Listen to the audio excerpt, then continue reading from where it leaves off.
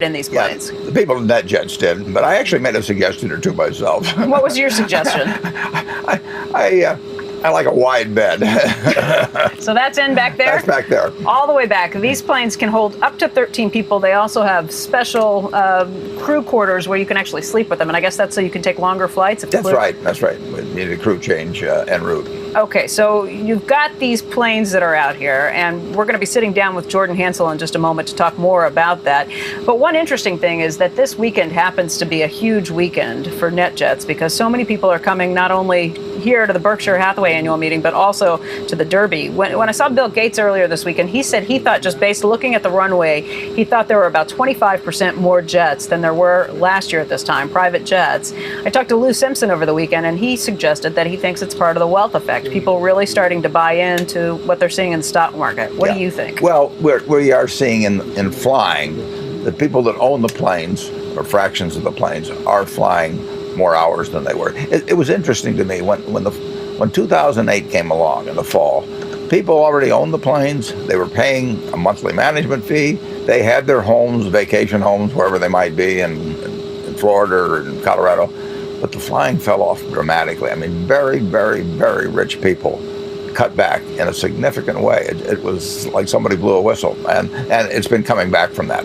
Was that in part, you think, just because of the appearance of austerity, or do you think that was really that they just feel like this is a luxury that they can let go before everything else? I think they just felt poor, even though they were still very rich. No, I don't think it was that they were embarrassed getting out of a plane, but I think that they and their families, in some way, even though they had the homes, they had the plane, they were paying, but they just changed their behavior very, very significantly. We saw it a lot of places, but it surprised me the extent to which we saw it with the planes. Now, like I say, they've come back dramatically since then.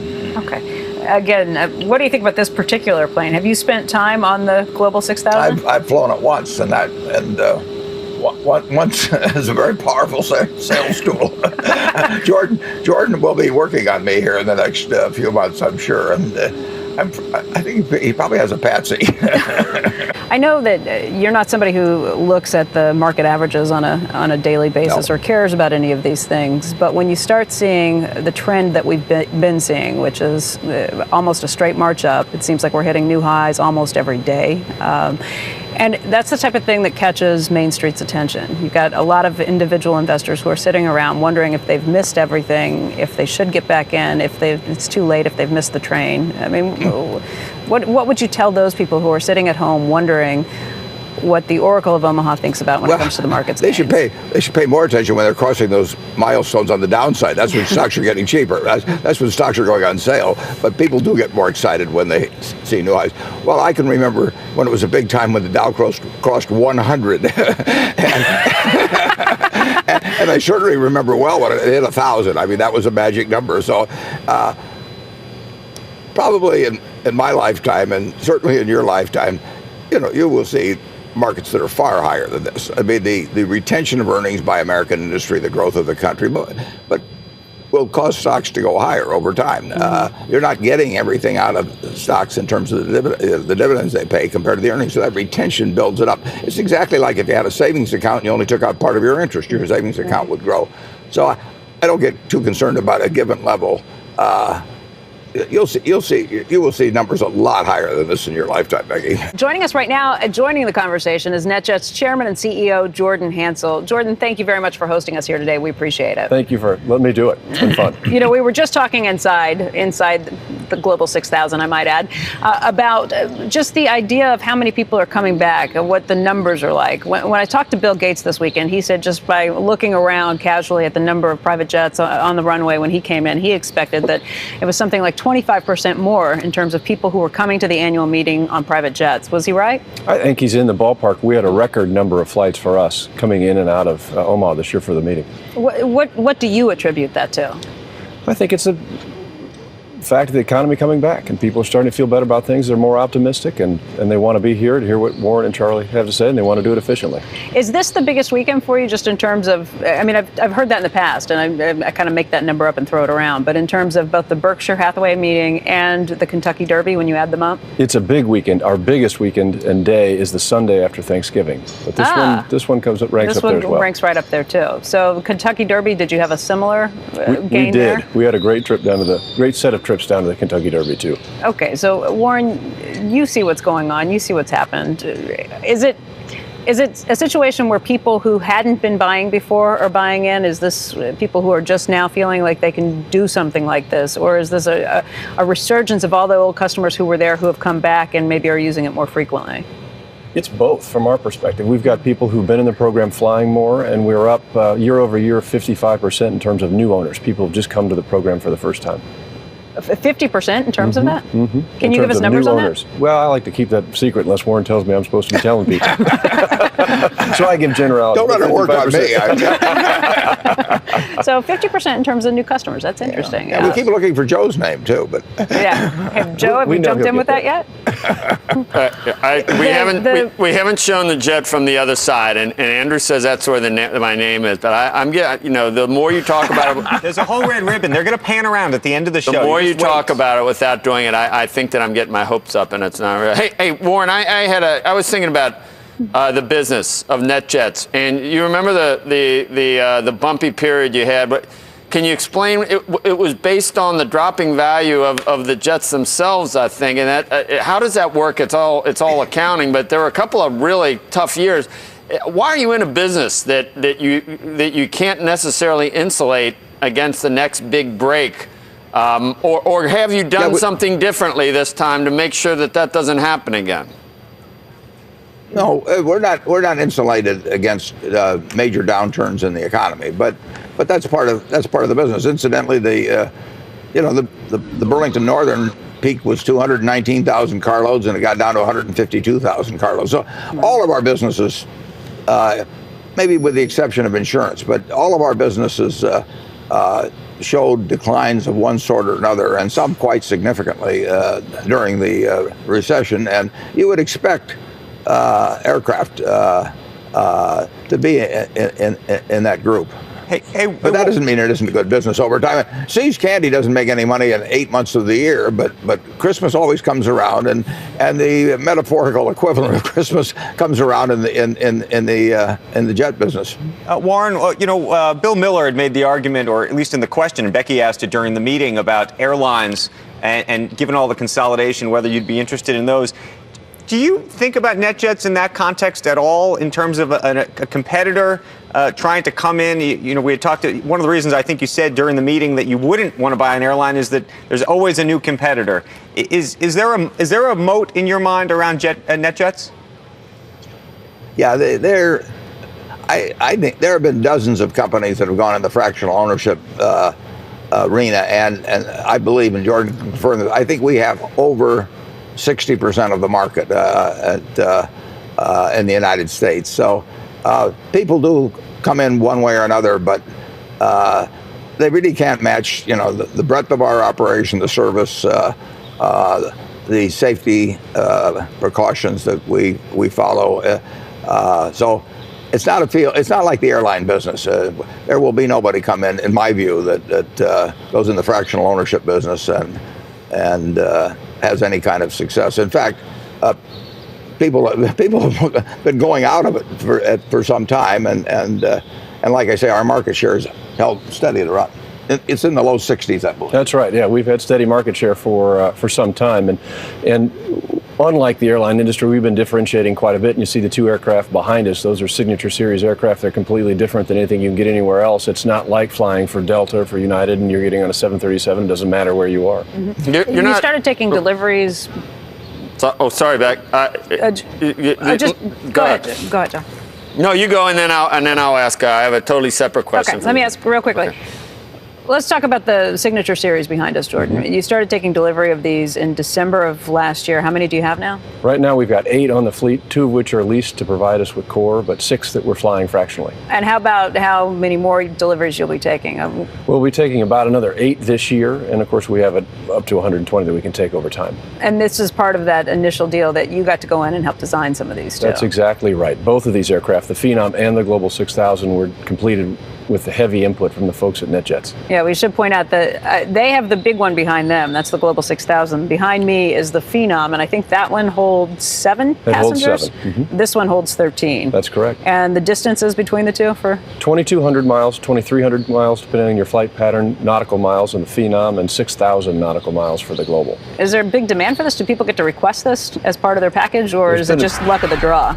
No, they get to request it. If they're an owner, they obviously are going to get it faster. Before I've been trying to talk Warren into it here for a little while, but and we'll see if he ever decides to take that plunge, he'll get it even more. But he's checking my credit. That's right. That's right. Hey, Joe, what was your question?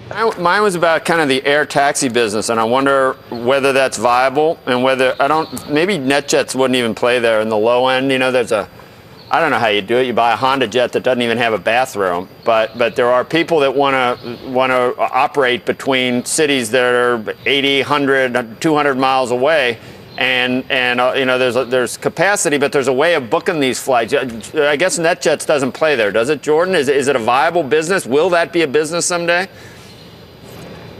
NetJets has not played in that arena, and a lot of people have tried. It's a very difficult place to operate, and so we've not looked at it in some time. Yeah, and I don't know if it's even possible to eventually do that. But is that what's your smallest jet? Was that the one that we just saw that holds 7? Or do you have citations? That's right. Oh, that's the smallest one.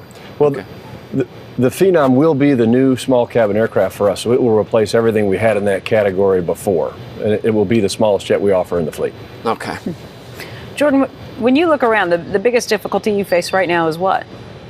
Oh, I think waiting for the economy to gain full stream. We're seeing it pick up in the United States, and Europe remains anemic. And as it continues to pick up, we'll do better. We've been working very hard. The team's done a terrific job getting ourselves in a strong position to compete forcefully when the time comes. And I think we're starting to see that in the United States already. You are hitting record numbers. I mean, we talked before about how these are record numbers for some of these things. I mean, does that mean you're 100% back from any of the downturn? No, we're still working our way back. And I think we will be for a while. But we're starting to see those early turns. And as you suggested, some of our performance is at record levels, so we couldn't be happier. Well, one of the things we talked about is with housing, we talk about how maybe it's up 10% with Case-Shiller, but it's still 30% below the peak. Where are you versus the peak?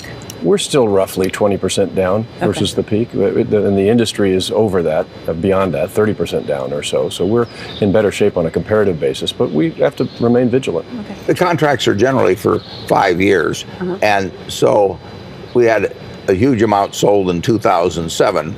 And they matured in 2012, and there were quite a few in 2008 before the crash hit. So you had people that made a lot of money, financial types particularly, and they might not be in the same frame of mind now that they were in 2007.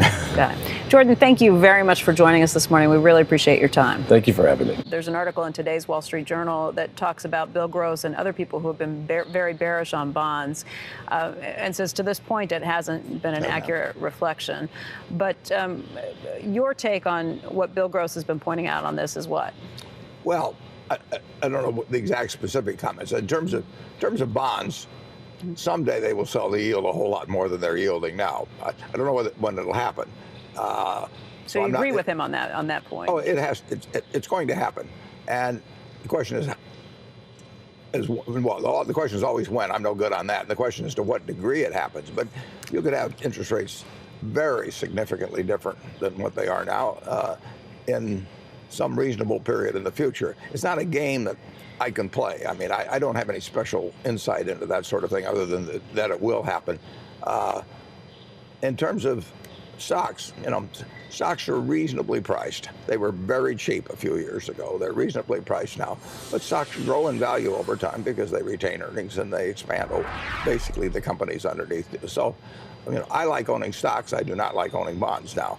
There could be conditions under which we would own bonds, but there are conditions far different than what exists now. Well, it's always been standard investment advice that you have some sort of a blend of stocks and bonds so that you keep things, just for the man on the street, I should say, for the average investor who is kind of looking at this, getting a little bit of advice. Joe went in not long ago and talked to a retirement specialist who told him he should be 40% in bonds.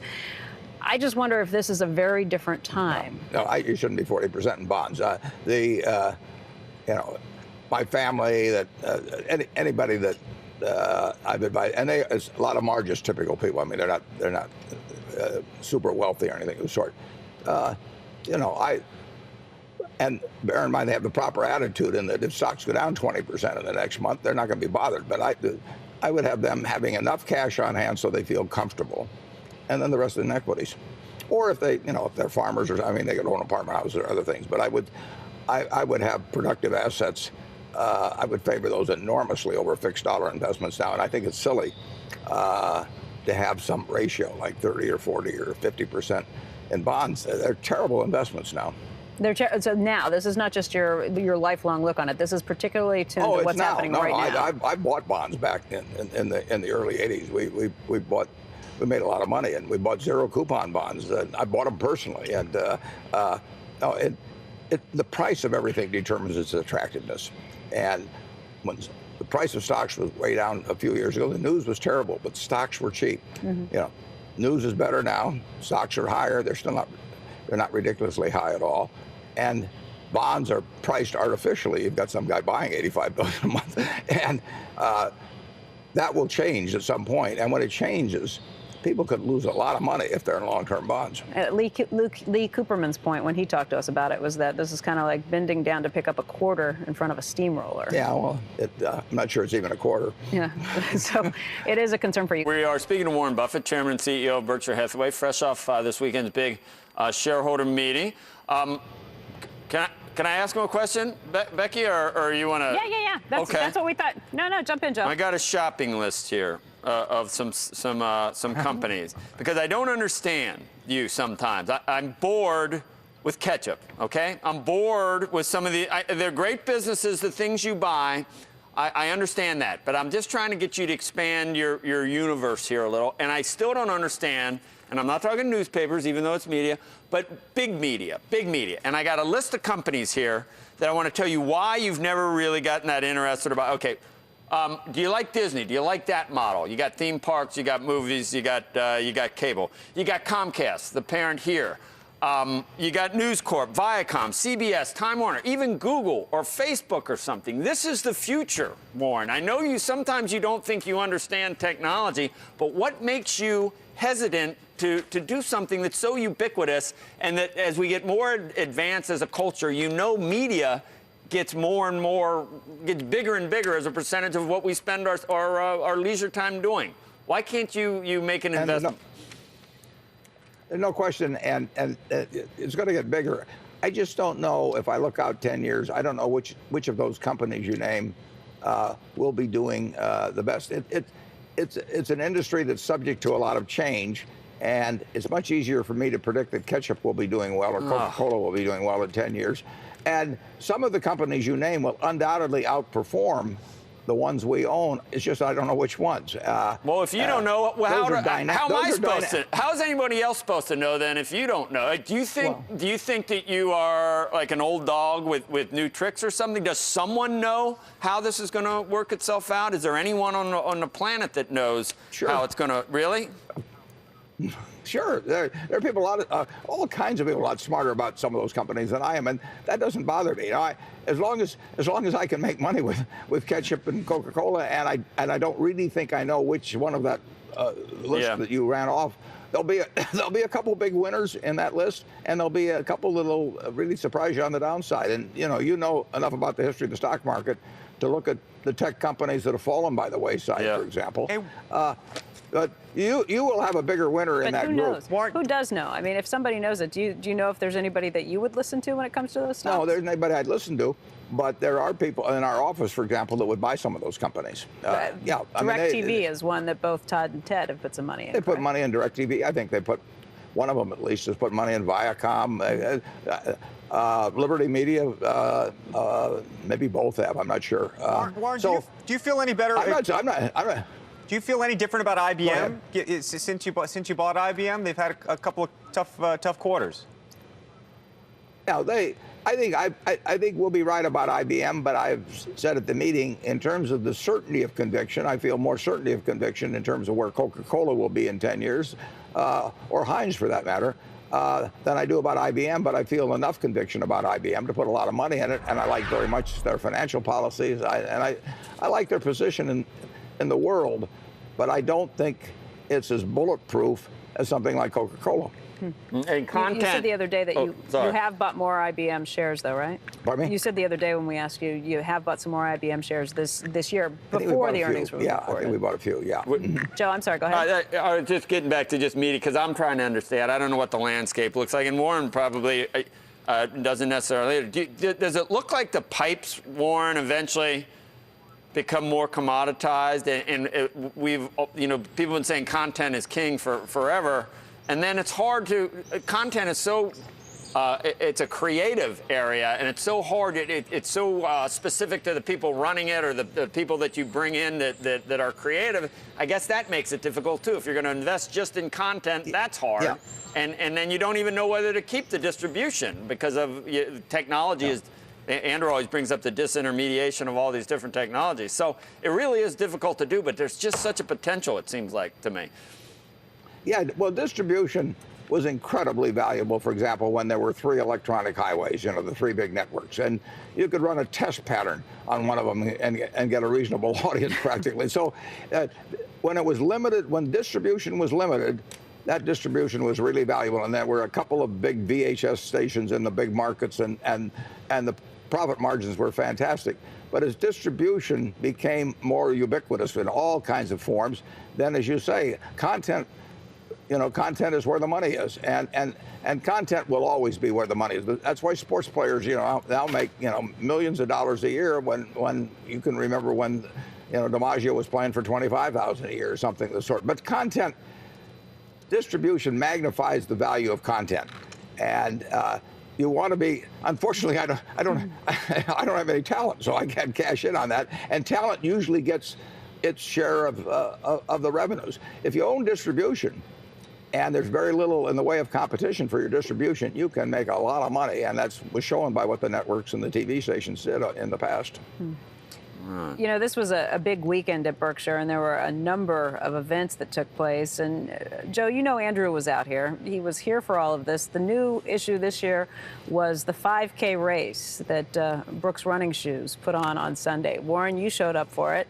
Oh, Andrew, I participated in a big way. I shot off the gun. Yeah, you shot off the gun, but you showed up. Andrew told us that he was going to show up, so we were there waiting to shoot him. There's Warren shooting off the gun. They were looking and looking and looking, and I was not there, I will admit, but I never claimed I would be. In fact, I said there was no way I was getting up that early on Sunday, which is the only day in the last 3 weeks I've slept in. That's Steve Burke. He did show up for the race, and Andrew didn't. So that looks like a Steve Burke. Steve did very, very well. Steve Burke is a board member. He did it. Yeah. Steve Burke is a board member. He beat every board member. I think he might have even beat most Berkshire employees. I think he did it in under 20 minutes. That was a fast frankly, pace. He's the boss, so I didn't want to have to. You were hungover, probably. Even try you to. would have lost didn't even so show. badly. I would have lost so badly. I didn't even. I couldn't bring myself. Did you say you were going to be there and then you didn't? I didn't say. I said I was contemplating. He did say he was going to be there. He did say he was going to be there because they were looking for him with the cameras to shoot him. I waited to shoot the gun. I kept, where's Andrew? Where's Andrew? But Steve Burke ran a 2:39 marathon one time. I mean, we had some real talent on the board. Wow. Yeah, 2:39. Yeah. That's scary. Yeah. Yeah. Thank you, Becky, for raising that issue. I You're appreciate welcome. But a good excuse to talk about. Tattletale sister over here. Yeah. Thank you. Yeah. You had the it gives you a good excuse to talk about what? No, I said it was a good excuse to talk about the wonders of Steve Burke's running performance, which was outstanding, we should say. I mean, do we know that, was it really under 20 minutes? I mean, I don't even know if I've ever run a 6 minute. That's It was what I under heard. 20 minutes? That's what I heard. Yeah, no, he's fast. I want to say 18 something, but I don't know if I'm making that up. 18 minutes, something around 18 minutes. Yeah. Oh, under 21. Under 21, I'm told. I'm told under 21. Anyway, it was a lot faster than Andrew or I did. So, yes. Way to go. Hey, very quickly, before we go to a break, Warren, I wanted to ask you about JCPenney. We've been watching this story very closely. There was a story recently about how I think Goldman Sachs had been potentially lining up a line of credit for them. It's got to be a company that you've been following, too, because Fruit of the Loom is a supplier to JCPenney. Well, they're a supplier, but I worked for JCPenney for a considerable period of time. I've got a rooting interest for them. I don't have a financial interest, but I would like to see JCPenney succeed. You would like to see them succeed. Do you think they're going to? I think it's very tough. I mean, they obviously alienated a significant part of their customer base in the last 18 months or whatever it's been. And retailing it's a tough game, and you've got very, very smart competitors who are out there doing smart things every day. So when you lose momentum, and when you turn off a significant part of your percentage of your customers, it is a big job to get back. I really hope that Ullman pulls it off. I mean, I'm for him, and I think that they've got a good man in there to do it. But I'll just have to wait and see the figures on it. They've been burning through cash pretty quickly. Sure. Has it ever gotten to the point where, as a supplier, you've gotten nervous about it? No, but you worry about that if you're a retailer getting to that point. When your suppliers get worried, you've got troubles. But that is not the case with Penny. So you've never actually worried about it? No. Okay. This is the site of the Berkshire Hathaway annual shareholder meeting, and that's when the Berkshire chairman and CEO Warren Buffett spent all weekend on the stage in different venues talking to all types of people. There were about 40,000 shareholders who were here this weekend. But Warren, we get the chance now to sit down with you and talk about the perspective of where things are headed in the stock market right now. People look at you. You're called the Oracle of Omaha because they think that you are one of, if not the greatest investor of all time. We've been watching where the markets head. We've been watching the new numbers that they run through, the Dow above 15,000 and the S&P above 1,600. That's the type of thing that makes people sit up and take notice, even when they are not people who pay attention to the stock market every day. It's got people worried. It's got people eager. It's got people anticipating about what comes next. What do you say to those people who are just looking for any sort of advice on what they should be doing right now when it comes to the stock market? Well, I never know what comes next. No one knows what comes next. But what you do know is that over a long period of time, American business is going to do fine. And you not only get dividends, but they retain earnings, and values will build over time. Berkshire's value will build over time. But you can go up and down the list, and they will. And you never know what they're going to do next week. You never know what they're going to do next month. Anybody that tries to buy and sell stocks actively, in my view, is making a terrible mistake. Anybody that owns a cross-section of American business at these prices, I think will do very well over a 10 or 20 year period. And I have no idea, how they'll do in the next 10 days. And I don't think they should think about it. You said earlier this morning that you remember when the Dow went above 100? Right. When was that? Well, it was in 1942. It hit a low of 92 on the Dow. And I bought some stock and I watched it go down. And then I watched it go up finally, and the Dow crossed 100. And it was before I got out of college that, or right when I got out of college, that it crossed 200. Mm-hmm. And then I've watched it cross 3, 4. It'll go far higher over time, just because businesses will become more valuable over time. I mean, it's going to happen. But if you think you can buy and sell stocks based on current news or something of the sort, I think you're giving away an enormous advantage which you have. I bought a farm in 1985. I haven't had a quote on it since, but I know what it's produced every year, and I know it's worth more money now. If I'd gotten a quote on it every day and somebody said, maybe you ought to sell because there's clouds in the west or something, mm-hmm. it's crazy. Over the weekend, or on Friday, I should say, we spoke with Charlie Munger, who's the vice chairman of Berkshire, and he talked about how he thinks bankers are like heroin addicts because they get addicted to things like leverage and different things. And yet the biggest investment that Berkshire has in a stock is in Wells Fargo. So not all bankers are created equal, I guess we read into that? That's true. And a lot of leverage has been taken out of the system.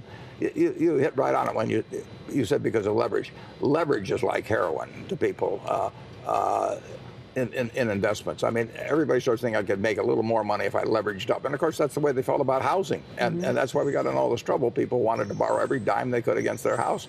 So when they went down a little bit, they had negative equity. So leverage is is catnip to people in finance, and it's particularly troublesome in banking because you can issue a government guaranteed piece of paper. So there is no market system that puts a limit on the leverage that you can obtain. In fact, people give you all the money they have, and you can have leverage of 100 for one if the depositor is guaranteed by the FDIC. So they have the ability. They had the ability to leverage up, and they had special purpose vehicles, and through derivatives they could leverage more.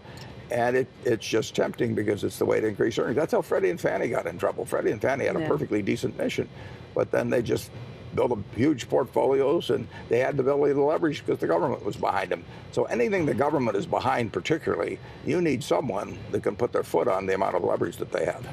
Last time we spoke with you, I think you said that you were still buying Wells Fargo in the market, that you were still That's adding right. to your. Are you continuing to do that? We've bought Wells Fargo probably every month this year. Yeah. Mm-hmm. Moody's, you're not buying. You've been selling that. At least that's what we sold some last week. Yeah. Mm-hmm. You sold some last week on Monday through Wednesday. There was a filing on that. The obvious question becomes: are you going to keep selling that? You're going to drop down? I guess the obvious answer is I don't tell. If we sell, we have to announce it as long as we have more than 10%. And then if we get to 10%, we don't have to announce it after that. We don't have to announce it very quickly publicly after we do it. Yeah, we have to announce it. So there would be an advantage to owning less than 10% because then you're... Yeah, but, we've done, we're selling Moody's at 6 times what we paid for it. Okay. Joe, I know you have a question too? It was more of a comment. I was listening to Charlie and thinking about, Andrew has written a book on this. And Warren, Charlie was saying, then they're going to do it, and then they're going to leverage to the point where they blow up, and that would be fine. And in any business, if you mess it up and you blow up, then you quickly learn you don't do it next time. But it's either the government backing or being systemic so that you take down a country like Cyprus. That's what makes a difference. So we're back to too big. If you're too big and you're systemic and you take everyone down, then you can't fail. So you can do these things. But in a perfect world, is it better to regulate these guys or just make it so that they can fail? It seems like it would be self-correcting. Bankers would not be able to. They wouldn't be able to act like that. Bankers, if they were going to go out of business, somebody else who was more prudent would obviously take the place of those guys. But as long as they can't fail, then we need regulation. And one of the problems is, Joe, that when they failed, the people at the top often went away rich. So it isn't like their calculus when they leveraged up was that if they would lose everything if it went bad, and they needed society to bail them out. So it was the shareholders that lost 90% or more in certain of the banking institutions. But the management's, I don't know of a CEO of one of the really big institutions, whether it's Freddie or Fannie or AIG or a number of the banks, where the CEO went away in any kind of financial distress at all. They went away rich. So they have a different calculus, and in the case of the banks, they were able to offer government guaranteed deposits. And in the case of Freddie and Fannie, they had the implicit guarantee of the federal government, and that enabled them to leverage to the sky. And I think it's perfectly appropriate that they be regulated in terms of the amount of leverage they can have. Warren, would you put Berkshire, and specifically, I guess, the insurance businesses, given the size, in the systemically important category that sometimes we put some of the big banks in? No, we can't issue government guaranteed paper. And if you look at our resources, our earning power and everything, it's an incredible percentage, of anything bad that can happen to us. Well, for you specifically, but AIG got us in a lot of trouble. Should the regulators be looking at the insurance companies as potentially the ones that could really get us in a mess next time around too? Well, regulators are looking at insurance companies all the time. Right. We are regulated. But the insurance industry is saying, no, you shouldn't look at us. Or who's right? Well, no, the insurance companies are all regulated, but they're regulated by the states primarily. By the states instead of by the federal regulators who look after the banks. Yeah. AIG got in trouble basically because in terms of the derivative positions they had. And I think they're changing the rules on derivatives. If the rules in terms of collateral and so on had been what they're going to be, it would have been a somewhat different story. But it was a very recklessly managed institution. I guess my question gets back to the idea, though, that how safe should Americans feel if an insurance company can get us into that position? Derivatives, if that's taken away, you think that can't repeat itself? Another insurance I think that agency? I don't think an AIG will be the type of problem. I mean, Berkshire itself. I mean, we have 200 billion in net worth. We always have at least 20 billion of we have 200 derivative contracts. Lehman had hundreds of thousands. Bear Stearns had hundreds of thousands. Right. So the big weapon is going to be something we haven't thought of probably next time around. We will have another bubble, and it will burst. It won't be the same as the last one. That's been the history. You don't have one internet after another.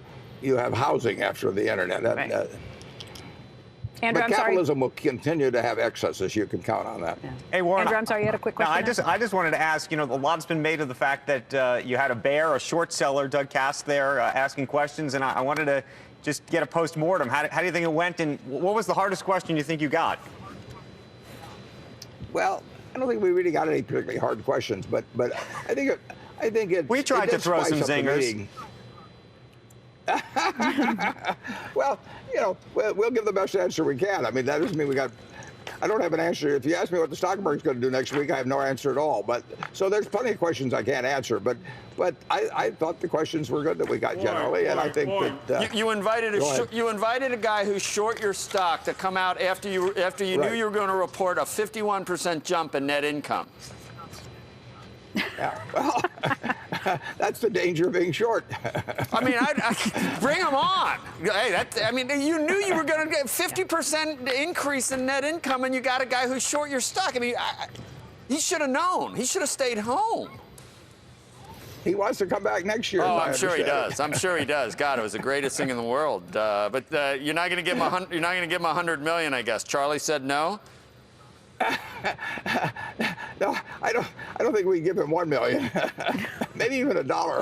We've been spending the morning with Berkshire Hathaway Chairman and CEO Warren Buffett. Now we are joined by another very special guest, Microsoft Chairman Bill Gates of the Bill and Melinda Gates Foundation. And Bill, thank you very much for being here this morning. Great to get up. Well, we are thrilled to have the two of you sitting here with us together.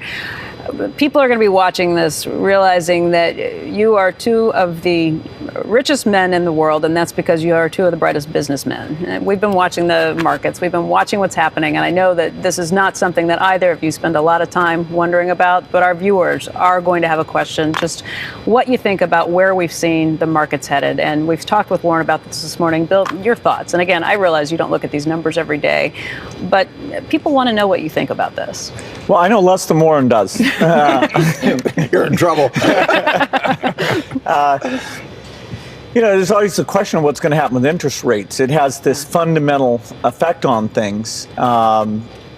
Certainly you could say equities are a good deal relative to bonds at this point.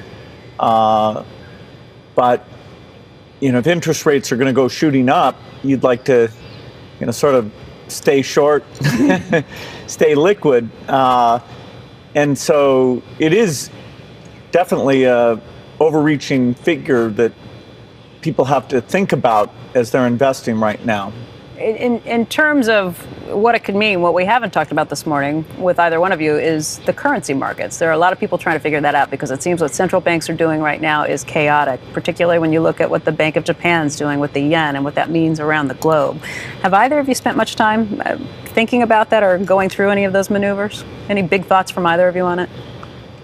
We talk about currencies. Yeah, there's been times in the past, in between like World War I and World War II, where there was an effort for people to depreciate currencies. I think this, in terms of simultaneously people trying to stimulate their economies by having very low interest rates and weakening their currencies, it's pretty unique. It's unfortunate for somebody who's trying to reboot their economy that they can't relatively get their currency much below. In the EU, they've given up that tool altogether. Mm-hmm. Everybody else, you're fighting almost everybody with weakening currencies. It's easier to predict that interest rates will go up at some point, and probably substantially, than it is to predict which currency will gain versus another currency when that happens. I guess the big question is when on all of these That's issues, like when these things will run. Today happens to be the 3-year anniversary of the flash crash. since that time, there have been a lot of things that have shaken investors' confidence. If you look at LIBOR and the rigging scandals that were there, if you just look through some of the issues at the CBOE, some of the things that they've been talking about at the CME too. On Friday, I sat down with Charlie Munger, and he talked a little bit about the high-frequency traders. Listen to what he said in terms of who he was comparing these traders to. We don't have the soundbite, but at the time, Charlie said, this is basically legalized front running. What do you guys think about that? I agree. I mean, that's why these fellows exist and why they spend enormous sums on trying to get speed of transmission, that's a millionth of a second or a thousandth of a second faster than the other guy. I mean, it is not contributing anything to capitalism. And whoever gets the information, can front run just that slightest bit faster than somebody else. And they have algorithms that obviously they're working with. They make money, but that is not money. Berkshire Hathaway, General Motors, IBM does not make more money because somebody is front running by a nanosecond other orders. It raises the question, though, whether average investors can get a fair shake on Wall Street. And that's probably always been a question that's been out there. I don't know that this time is a whole lot different than others. I mean, my dad has always looked at the market as kind of a Vegas in terms of being able to get in. Bill, you're looking at me skeptically. Well, if you buy a stock and hold it for many years, the percentage effect of all these things we're talking about, assume you didn't sell during the flash crash, or I guess some of those got reversed. You still have a bet that's fundamentally based on that business. I don't think trading in and out of the market with high frequency makes sense for most people, and these frictional costs just add to the fact of how crazy it is. I mean, you might as well go to Las Vegas. Okay, so that's the buy and hold is the solution to a lot of these problems, in other words. Yeah, and that's really the primary function of the market is to have people provide capital to businesses, drive the valuation of those businesses, and that works just fine without this high frequency or even day type trading. The flash crash didn't hurt any investor. I mean, you're sitting there with the stock, and the next day it's gone past. The frictional costs in investing for somebody that does it in a real investing manner are really peanuts. I mean, they're far less than the costs in real estate or farms or all kinds of things. So it's, unless you turn it to your disadvantage by trying to do a lot of trading or something of the sort, it's a very, very inexpensive market to operate in, and all that noise should not bother you at all. Just forget it. Hey, Bill, we talked with Warren earlier this morning about how once a year he leaves the room for the Berkshire board meetings, and the directors sit around and talk about things that maybe they wouldn't feel as comfortable talking about in front of him. He doesn't know what they're talking about. You do. Can you give us any insights as to what type of things get brought up? Well, I agree with Warren. This is one of the great improvements in boards is you get that person who's so wise, knows the company better, has a relation with everybody. Get him out of the room and say, gosh, part of the function of the board is to say, is our CEO doing the best job possible? Is our CEO the right person? Are there things we're seeing where we could support the CEO in a different way? Warren's case, we've talked about security or, health or, make sure that we're performing our fiduciary duty. I think that's a great thing. It gets the board to think, boy, we are supposed to be, in certain cases, an independent voice. And we sit and talk about it, and then we welcome Warren back into the room. I wonder what they said. Bill, I know Joe Kernan has a question from back at studio, too. I want to ask Bill some questions about his philanthropy, and based on something Warren said earlier. But first, Bill, I think we got to just ask you about all these tablets and PCs. Everybody's writing off the PC. You still do. Microsoft still does $80 billion a year doing. So I don't know what the hell it does, but obviously there's something going on in the PC world to still do that revenues like that. But what's the world going to look like, and how does the cloud factor into what Microsoft will do in the future? Well, the cloud is a gigantic opportunity because now there's so many things that you can do in computing that just wouldn't have been possible before. So you've got a lot of the top companies going to seize that opportunity. In terms of the devices themselves, Windows 8 really is revolutionary in that it takes the benefits of a tablet and benefits of a PC, and it's able to support both of those. So, if you have Surface Pro, you've got that portability of the tablet, but the richness in terms of the keyboard, Microsoft Office of a PC. So as you say, PCs are a big market. It's going to be harder and harder to distinguish products, whether they're tablets or PCs. With Windows 8, Microsoft is trying to gain share in what has been dominated by the iPad-type device.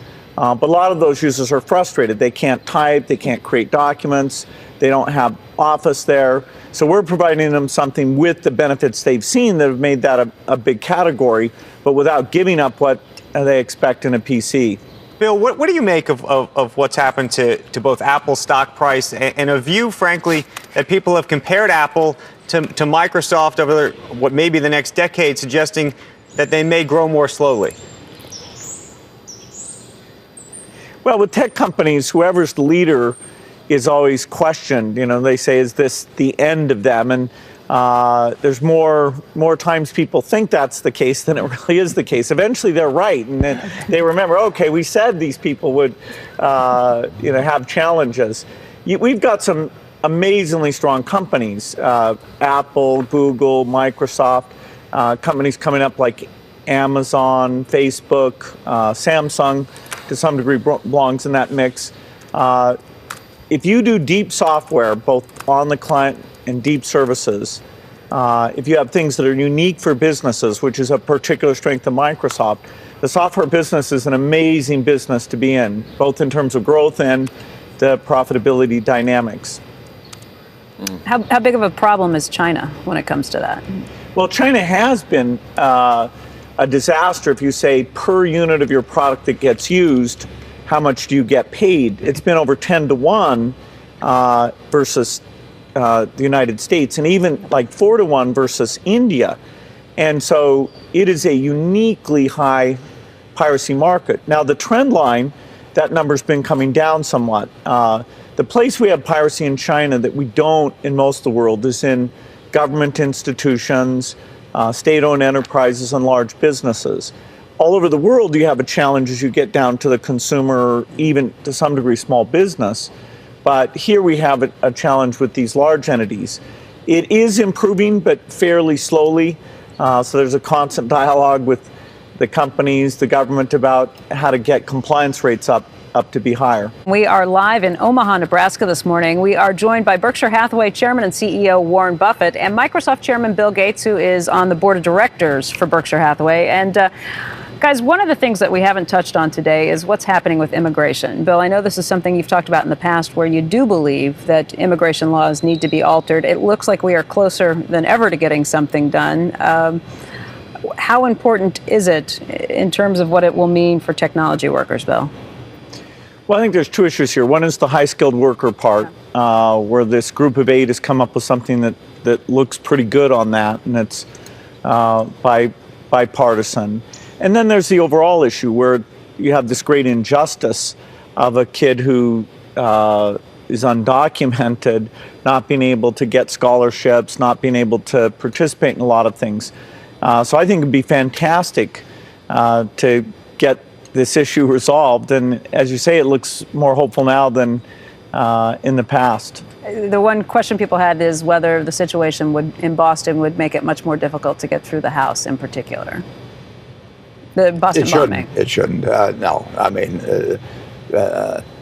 to take one case and then extrapolate it and say that should affect all of immigration policy does not make sense. And we ought to be attracting the kind of people we want to attract, and we certainly did not want to kick out of this country, millions of people that are here. And I think it's in both parties' interests now, which gets more important, to pass an immigration bill and So I think you'll see it. I mean, it's in their self-interest. You mean because of the voting patterns Yeah, and what happened the in the last Republicans are election? scared silly of losing more and more of the minority vote in the future, and the Democrats are for it based on principle. So Another issue in Washington is the online sales tax being collected by online retailers. That again is something I think the Senate's expected to vote on today.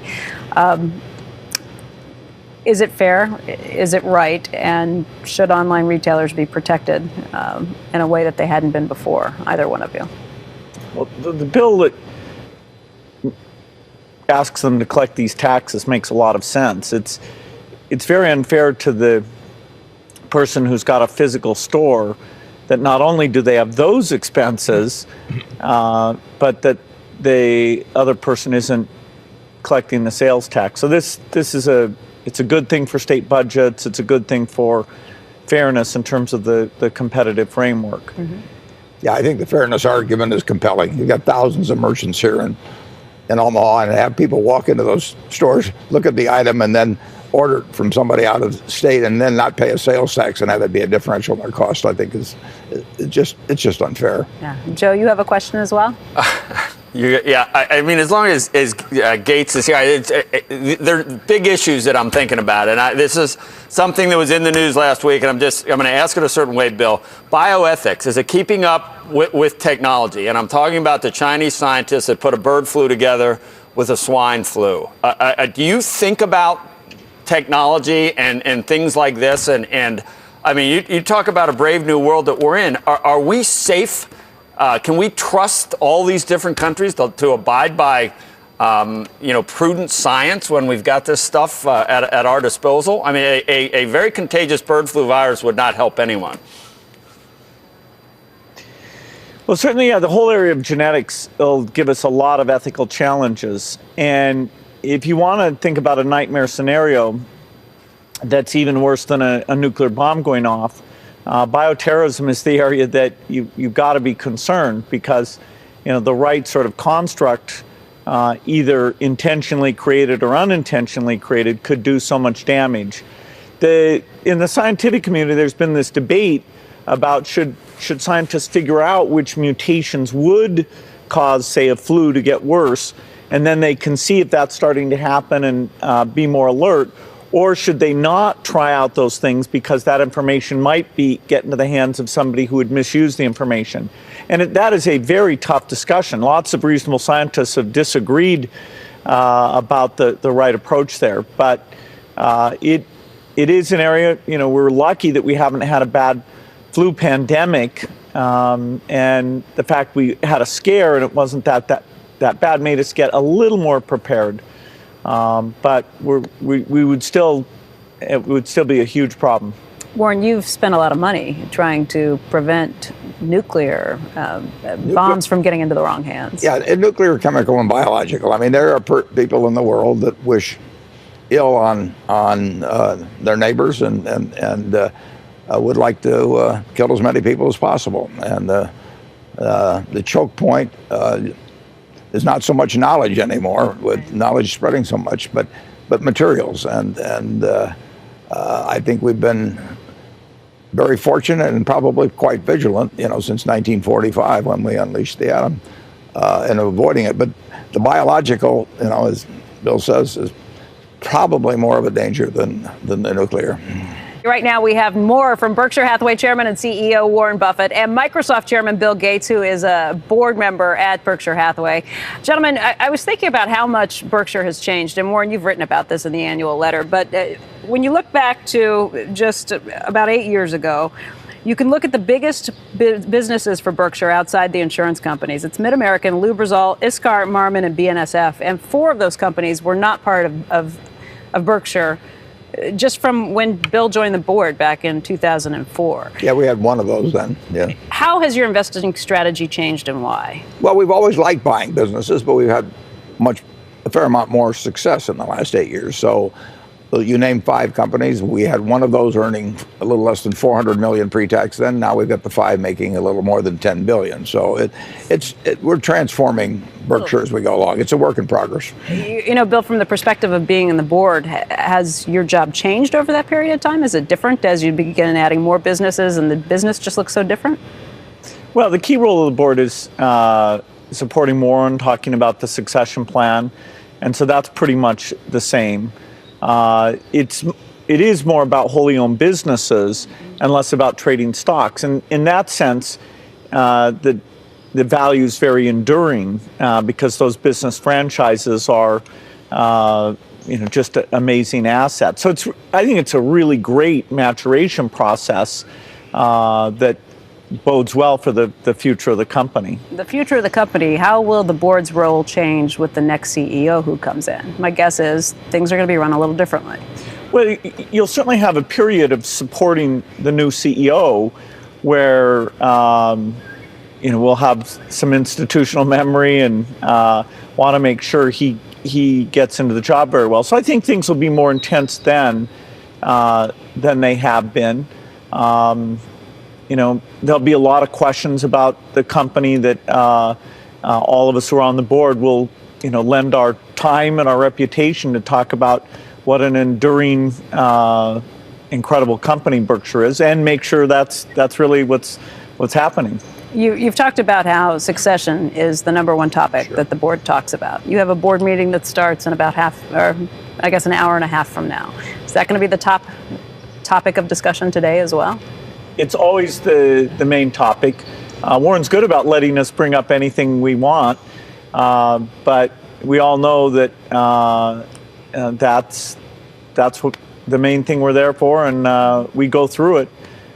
Even when there isn't that much of a change, we make sure that nobody in the room has new information or new thinking because it's such a critical decision. All right, Andrew and Joe, I'll give you the last 30 seconds each if you have a quick question that you want to ask. Hey, Bill, you have a very special friendship with Warren, and I never even like to think about this, but in a post-Warren world, 10 years out, do you imagine you'd still be a board member of Berkshire Hathaway? Absolutely. Absolutely. That's one of the things that I can do as a favor to Warren.